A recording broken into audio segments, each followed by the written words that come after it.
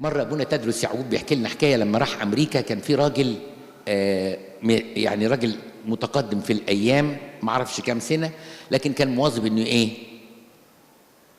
يصلي القداس كشماس.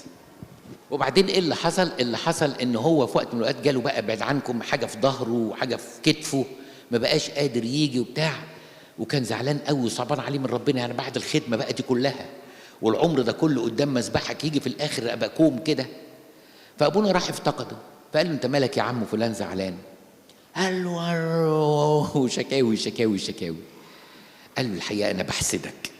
قال له ليه؟ قال له عشان في وسط الألم ده ممكن تعمل حاجة تطلعك من الألم. قال له إيه؟ قال له أنا هدي لك لستة بكل الناس اللي ما بتجيش الكنايس، وكل يوم تكلم 5 بس تقعد في المكالمة كده 10 دقايق. فالراجل ابتدى حس إن ليه خدمة مهمة في الكنيسة، فابتدى يتكلم بإيه؟ بحماس مع الناس. الفترات اللي بيتكلم فيها مع الناس بحماس ما بيحسش بالألم، أول ما يقفل التليفون يحس بالألم، لأن فاكره مشغول في حاجة حلوة بتاعت المسيح. المهم تمر الأيام، الراجل كان متذمر جدا على المرض في الأول، فداخل الكنيسة فلقى أبونا يعني خده كده باحتواء وبحضن أبوي كده. قال له ازيك يا عم فلان، نورت ومش عارف مين. قال له أنا زعلان. قال له أنت مالك زعلان؟ ما أنت بقيت زعلان.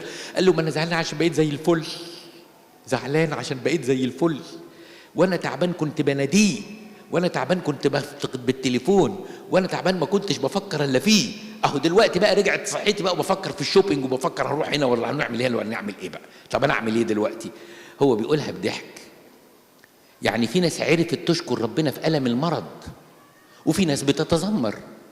انا عايز اقول ان الألم متعب، انا واقعي وعارف قد ايه الألم متعب واحنا مرينا بيه كلنا، بس في واحد يعرف ينقل ألمه ويدوبه في ألم المسيح فما يحسش بألمه زي ما هو حسه، هيتضاءل شوية.